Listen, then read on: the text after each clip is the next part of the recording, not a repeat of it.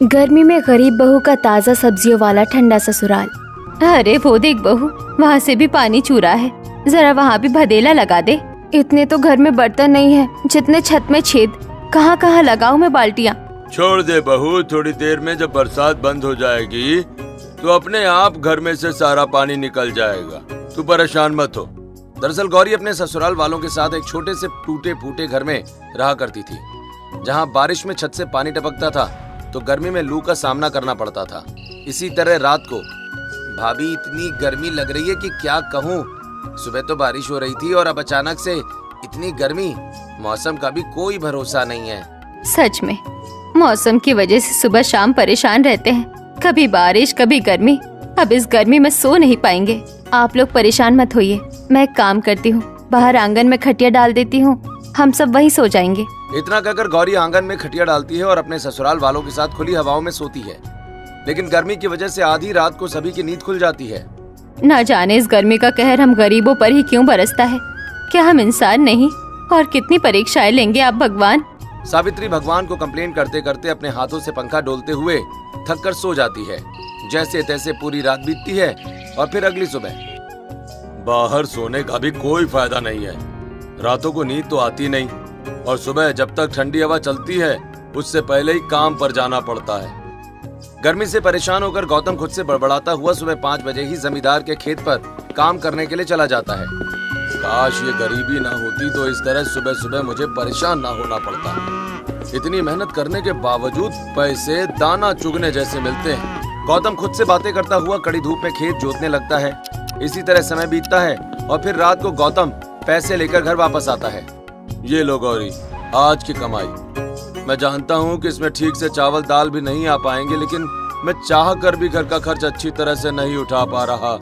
आप उदास क्यों हो रहे हैं? आप इतनी मेहनत करते हैं, मेरे लिए इतना ही काफी है। और फिर आप चिंता मत कीजिए, मैं इन पैसों में घर चला लूंगी। लेकिन कैसे गौरी? देवर जी भी तो थोड़े पैसे देते हैं, सब मिलाकर घर खर्च अच्छी तरह से चल जाएगा।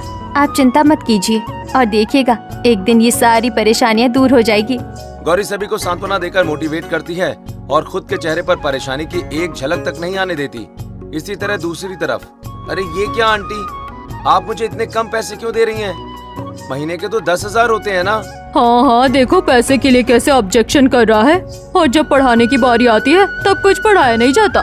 हाँ, और नहीं तो क्या, ढंग से हमारे बच्चों को जब तक पढ़ाओगे नहीं तब तक पूरे पैसे नहीं मिलेंगे।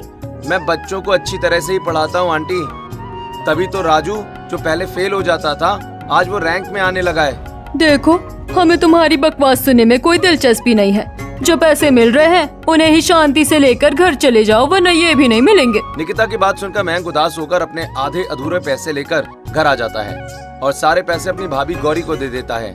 ये लीजिए भाभी, आज मेरी ट्यूशन क्लासेस की फीस मिल गई। ये क्या, सिर्फ इतने पैसे? लेकिन क्यों? भाभी उन लोगों ने ना आधे पैसे ही दिए हैं, ये कहकर कि मैं अच्छा नहीं पढ़ाता हूँ। लेकिन बस देवर जी, समझ गए उन लोगों की चाल। खैर छोड़िए, कोई बात नहीं देवर जी, जितने भी पैसे हैं ये हमारे लिए काफी है, इसमें ही मैं घर चला लूंगी। गौरी हजारों परेशानियां होने के बावजूद किसी से भी कोई कंप्लेंट नहीं करती है और जितने भी पैसे मिलते थे उतने में ही घर चलाती है। फिर एक दिन, मम्मी जी आज तो सिर्फ 5 रोटी ही बन पाई है, अब इसमें सबका पेट कैसे भरेगा? कोई बात नहीं बहू, सब नमक से एक एक रोटी खा लेंगे, भूखे रहने से तो अच्छा ही है। ठीक है मम्मी जी। कम रोटी होने की वजह से सभी आधा पेट खाना खाकर सो जाते हैं और फिर धीरे धीरे गर्मी बढ़ती है। फिर एक दिन, बीपी बढ़ गया, सांस नहीं आ रही। हे भगवान, और कब तक हम गरीबों पर अपना कहर बरसाओगे? अब तो बख्श दो। तभी सावित्री और गौरी की नजर हरिश्चंद्र पर पड़ती है। क्या हुआ जी, आप ठीक तो है ना?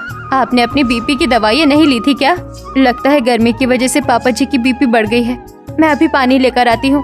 इतना कहकर गौरी पानी लाकर हरिश्चंद्र को पिलाती है और फिर, पानी भी इतना गर्म हो गया है धूप की वजह से कि मानो जैसे गैस पर उबाल कर लाई है बहू। जैसे तैसे पैसों की तंगी से घर चल रहा था, अब इस गर्मी में न जाने कैसे जुगाड़ होगा। हरिश्चंद्र और सावित्री की बातें सुनकर गौरी परेशान हो जाती है और बिना कुछ कहे अपने काम पर लग जाती है। फिर अगले दिन, रोज रोज मैं अपने परिवार वालों को गर्मी में तड़पते हुए नहीं देख सकती। अब तो घर में ठंडी हवा है, इसीलिए कोई जुगाड़ करना पड़ेगा। ये सोचकर गौरी कड़ी धूप में घर से बाहर निकलती है और गौशाला से गोबर लाकर घर को गोबर से लीपने लगती है। भाभी आप ये क्या कर रही हैं? कितनी गंदी बदबू आ रही है। भला घर को गोबर से कौन लीपता है? अभी देखते जाइए देवर जी, आगे आगे क्या होता है आपको सब समझ आ जाएगा। इतना कहकर गौरी घर को गोबर से लीपकर पुराने मटकों में पानी भरकर घर के हर कोने में रख देती है, जिससे गोबर सूखते ही घर में ठंडी हवाएं आने लगती हैं। वाह बहू, तूने तो कमाल ही कर दिया। सच में कितना अच्छा जुगाड़ किया है। हाँ भाभी, घर को गोबर से लीपने के बाद तो घर में ठंडी ठंडी हवाएं आने लगी हैं और अब उमस भी थोड़ी कम हो गई है। बहू, तू ही इस घर का एक लौता सहारा है। अगर तू ना होती तो ना जाने हम सब का क्या होता। मम्मी जी, ऐसी बातें मत कीजिए। और फिर ये सब तो मेरा फर्ज है कि मैं अपने परिवार को किसी भी परिस्थिति में खुश रख सकूं।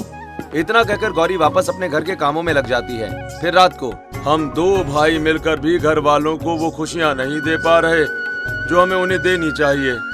हाँ भैया, भाभी सहित बाकी सभी लोगों को इस गरीबी का सामना करना पड़ता है, लेकिन हम चाहकर भी ज्यादा पैसे नहीं कमा पाते क्योंकि हमें हमारी मेहनत के आधे दाम ही मिलते हैं। हाँ, मैं भी जितनी खेती करता हूँ उतना पैसा जमींदार मुझे नहीं देता है। ये सोचकर कि गरीब हूँ एडजस्ट कर ही लूंगा। काश हम लोग भी बाकियों की तरह अमीर होते, ना तो गर्मी में परेशानी झेलनी पड़ती, न रातों को भूखा सोना पड़ता। दोनों भाई आपस में बैठकर बातें कर रहे थे कि तभी उन दोनों की बातें सुनकर गौरी वहाँ आती है। देखिए, आप लोग अपना दिल छोटा मत कीजिए। भगवान ने हमें जितना दिया है हमें उतने में ही संतुष्ट रहना चाहिए। लेकिन भाभी, ये आप भी बहुत अच्छी तरीके से जानती हैं कि एक अच्छी जिंदगी जीने के लिए ये पर्याप्त नहीं है। हाँ देवर जी, लेकिन ये जरूरी भी तो नहीं कि हम अच्छे कपड़े पहने, अच्छी चीजें खाएं, बल्कि जरूरी हम सबका साथ होना है। लोग अमीर होकर भी खुश नहीं रह पाते, लेकिन हम साथ हैं और खुश भी। मेरी ही नाकामयाबी की वजह से सबको परेशानियां झेलनी पड़ रही हैं। पूरी जिंदगी क्या इसी गरीबी में बीत जाएगी? नहीं, ऐसी बात नहीं है। हर वक्त एक जैसा नहीं रहता। देखिएगा, जल्द ही ये वक्त भी बीत जाएगा और हमारे घर में भी खुशी आएगी। वैसे भी हमें कर्म करना चाहिए, फल की चिंता नहीं। गौरी की बातें सुनकर गौतम और मयंक को थोड़ी सहानुभूति मिलती है और सभी चैन की नींद सो पाते हैं। फिर अगले दिन जब गौरी चौखट पर झाड़ू लगा रही होती है, घर जितना साफ सुथरा होगा, माता लक्ष्मी उतना ही घर पर अपनी कृपा दृष्टि बनाती है। गौरी की ये बात बगल की पड़ोसन मीनाक्षी सुनती है, जो ताने मारने में माहिर थी। अरे ओ गौरी, चौखट चमकाने से नोटों की गड्डियाँ नहीं मिलती है। काकी, मुझे नोटों की गड्डियाँ चाहिए भी नहीं, बस माँ लक्ष्मी का आशीर्वाद बना रहे। और वैसे भी काकी, मुझे किसी चीज का लालच नहीं। लालच भी तभी होता है जब हाथ में 2 रुपया हो, घर में खाने को 2 सूखी रोटी नहीं है और बढ़िया है मुझे ज्ञान देने। तेरी तरह नमक रोटी से घर नहीं चलता मेरा। हर रोज ताजी सब्जियां बनती है। मीनाक्षी की बातें सुनकर गौरी को बहुत बुरा लगता है, लेकिन गौरी बिना कुछ कहे घर के अंदर चली जाती है। फिर जब गौरी कई दिनों के बाद सब्जी लेने जाती है, आज इतने दिनों बाद सबको हरी सब्जी खाने मिलेगी, सब बहुत ज्यादा खुश हो जाएंगे खाना देखकर। ये सोचते सोचते गौरी सब्जी लेती है और सब्जी लेकर घर वापस लौट रही